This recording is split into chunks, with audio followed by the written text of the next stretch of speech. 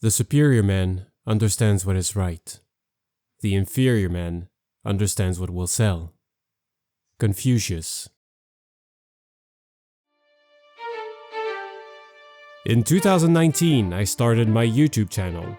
Fast forward a few months and one of my videos reached 1 million views. I gained thousands of subscribers in a very short period of time, and my channel got monetized.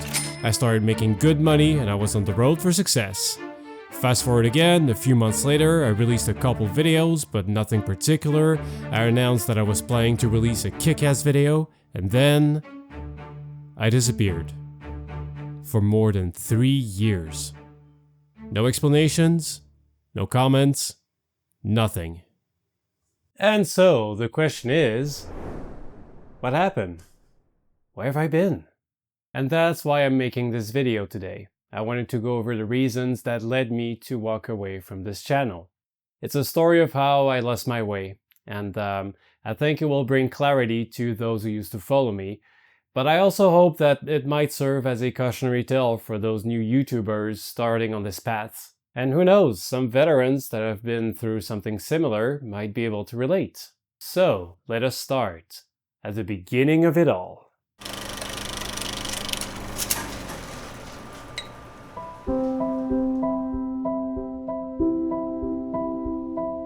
It's 2019, and the whole world suddenly gets hit by a little thing known as the pandemic. Now everyone is forced to stay locked inside their homes, including me. And with nothing better to do, I found myself watching a lot of YouTube. More specifically, I was really into reaction videos, watching professionals analyzing movies and TV shows related to their field of expertise. That was my jam. I could binge watch hours of it. But then I've noticed something, and that's no one was covering anything about boats, navigation, and with my background as a Coast Guard officer, I thought, hey, maybe I could create something interesting. So I took the leap and recorded my first reaction video. And that was awful, terrible, cringe. But I loved it, and that was the important part. I loved being able to use my creativity. Something I barely had the chance to use in my everyday job. After that, I made a second one, and then a third one. And each time I got better at it, and that was a huge source of motivation for me. Still, my videos weren't getting a lot of views, and that's something completely normal for a new channel. Until I uploaded this video. And that's where things got crazy. I reacted to The Cost of Concordia, a video by Internet Historian. Shortly after, they shared my video on their social media, and the views exploded. 1 million overnight. Suddenly, I had thousands of subscribers, and I became eligible for YouTube's monetization program. And just like that, I started making money from my videos. All of that was wild. Bottom line, I got lucky. Simple as that. It's very unusual for a new channel to grow that quickly. I know of other content creators that have been on the grind for years to reach that point. Things are exciting. But at this point, I didn't know what to do. I had no experience managing a monetized channel, so I did what I always do when faced with something unfamiliar. I researched. Mostly, I listened to content creators who specialized in that subject. And while I did pick up some valuable tips, there was also one recurring theme. Now you need to treat your channel as a business, not a passion project anymore. The idea was that I needed to move away from the mindset of, I want to create this video for fun, and think more in the line of, I need to produce content on a regular basis. I also had to consider questions like, is this topic mainstream enough to generate enough views? Will there be a good return on investment? And look, there is some truth to it. Efficiency, planning, all that is important. But the problem arises when the business mindset completely takes over the creativity and the passion, which is exactly the trap I fell into. Another common piece of advice was, if something big just dropped and it's related to your niche, cover it as soon as possible. Be the first one to talk about it on the internet. And that's exactly what led me to create the disastrous series about the Evergreen incident. Just a quick recap. In 2021, a commercial ship got stuck in the Suez Canal, blocking it for days. If I had been smart enough, I would have waited for the official investigation, studied the facts properly, and then made a well-researched video. But instead, I was in the mindset that every passing days meant thousands of views lost, and if I waited too long, I would just miss the tram train. So I rushed the production process, and that led to a mediocre video. But worse than that, when looking for the ship's captain, I simply googled it and grabbed the first image I found. Turns out, that woman on the picture wasn't even on board during the incident. She was the first mate on another ship, miles away. She was the victim of fake news circulating online. And I contributed to it. That was just bad journalism. I spread false information among my viewers, and I just made things worse for this poor woman. Then there was the video I released where I reacted to the movie Master and Commander. Probably one of the greatest movies of all time. But before making it, I studied what made other reaction videos popular, and I've noticed that the ones that were more negative, more slanderous, tended to get stronger reactions from the audience, which meant more views. So I figured, hey, why not copy that strategy, right? Now, Master and Commander is a great movie. The director was really passionate on the subject, and he ensured the accuracy of every detail in it. I should have celebrated that movie, but instead I started nitpicking and overreacting to everything. I essentially became a character. What a wasted opportunity. And to make things worse, I also decided to review the historical accuracy of the film. But here's the problem. I'm not a historian. I was completely unqualified for that, and most of the claims that I've made were just plain wrong. You know, Socrates got it right when he said that true wisdom is in knowing what you don't know. Fortunately for me, another YouTuber who specializes in history reached out to me, and together we collaborated on a video where we corrected most of my mistakes. Honestly, that was a fun experience. But the worst was yet to come.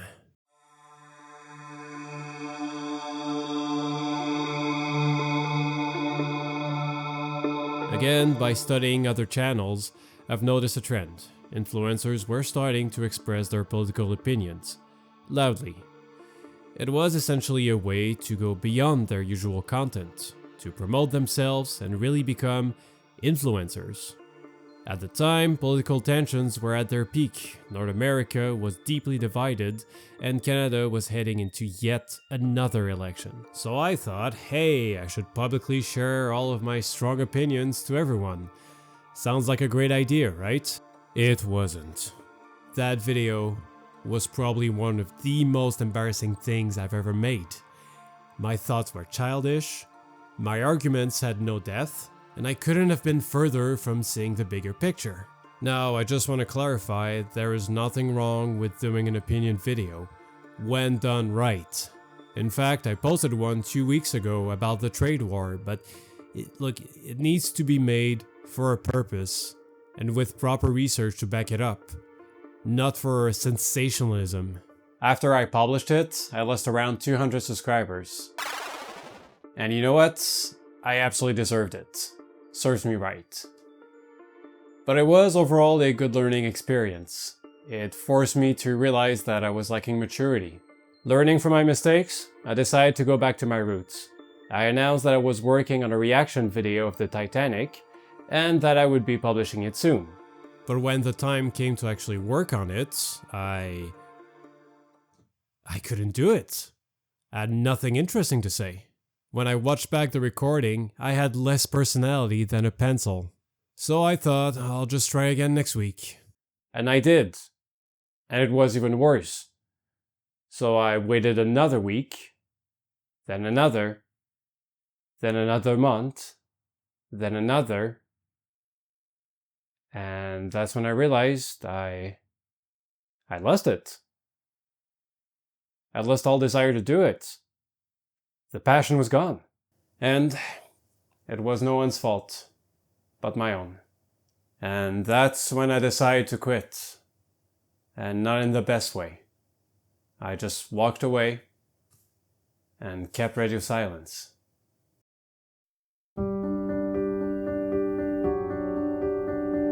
So in the end, it's a story about a guy who started making videos for fun, got incredibly lucky, watched his channel grow in a short period of time, then started focusing on the wrong things. He rushed his videos, prioritized sensationalism over professionalism, lost his way in the process, and eventually just quit. Was that the end? No! In fact, it was a new beginning. It was a wake-up call. And not just for YouTube, but for my whole life. It forced me to step back, self-reflect, and recognize the changes I needed to make. For example, my job at the office. I had the exact same problem. There were no passion. I just kept it because, well, it felt comfortable. And so, just like that, I quit. And then I went back to school to study, well, this. Filmmaking. Turns out I had a hidden passion for it, one I would have never discovered if it weren't for YouTube. Since then, I've produced my own short films, I've been to festivals, even all the way in France.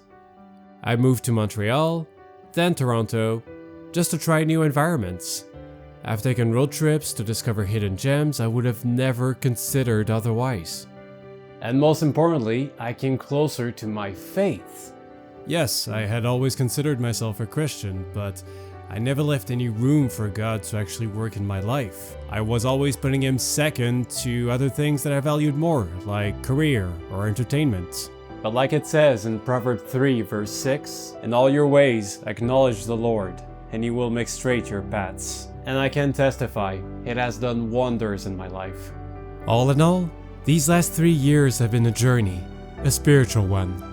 I've grown, I've become wiser, and looking back, I don't think I would have embarked on this path if it weren't for the mistakes I made on my channel. In a way, I'm glad I stopped to self-reflect.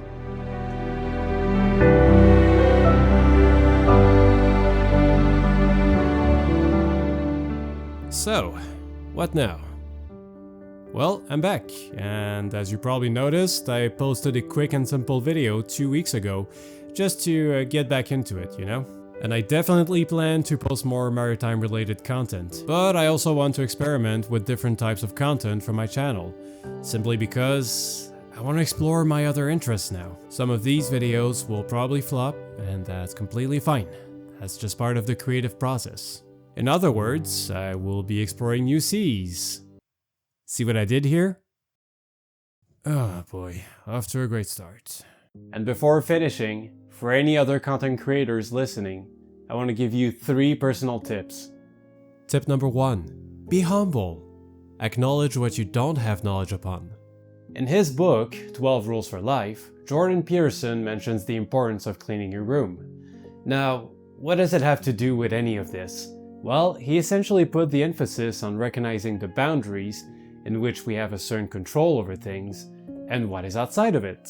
So it is tempting to just jump into a hot topic, but if it is a subject that is outside of your boundaries, outside of your control, outside of your knowledge, you're gonna make a mess. Life has a very special way of humbling us, especially when you put your opinions in front of thousands of people. Tip number 2, don't underestimate the loneliness. Aristotle once said that whoever delights in solitude is either a wild beast or a god, meaning that solitude is just not good for our mental health. You don't notice it at first, but YouTube is a very lonely place, and eventually it will catch up to you. It sure did to me, at least. To fight off the isolation, make a habit to go to the gym, or doing any other physical activities that will get you out of your house. Schedule regular meetups with family and friends. It may feel like time you could have spent working on videos instead, but trust me, in the long run, this will keep you sane. Also, connect with other creators in your niche. Do collaboration videos, these are always fun. Tip number 3, be yourself. Herman Melville, the writer of Moby Dick, once said that it's better to fail in originality than to succeed in imitation. Look, there is a reason why you started a YouTube channel. You had a vision, and it's fine to get inspiration from other channels, but why would you try to copy them? Nowadays, when everything feels artificial, authenticity is more valuable than ever. And it's okay if you tried a new style of video and it didn't get a lot of views. Who cares? At least you're trying new stuff. You're experimenting. You know, you look at big studios like Disney, they just repeat the same formula over and over and over and over again, just to avoid a failure. And you can see the result. Their latest content is just stagnant, uninspiring. So, just to end the video, I just want to say that I'm glad to be back, and I'm looking forward for the future. I'll see you in the next one, and until then, stay safe.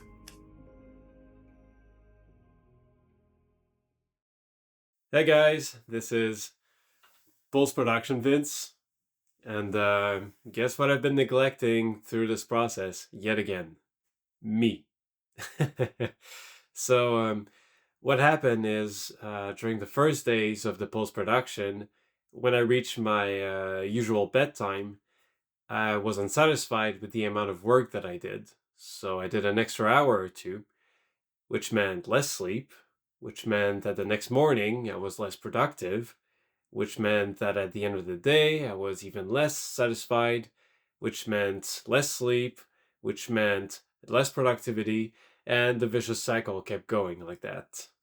And so the reason why I'm making this extra clip is to say that it's fine if you made a decision to change your life, to change a habit, but sometimes once in a while you fall back into it. I do too. We all do. So even after I did this whole video about wisdom and life enlightenment, look, I fall back to my old habits sometimes too. And that's okay. So be patient with yourself. It's a long process. And you'll be fine. I'll be fine too. We just need to keep ourselves in check. And once we fall back into those whole habits, just to have some mechanism in place to go out of it yet again. All right, take care, guys.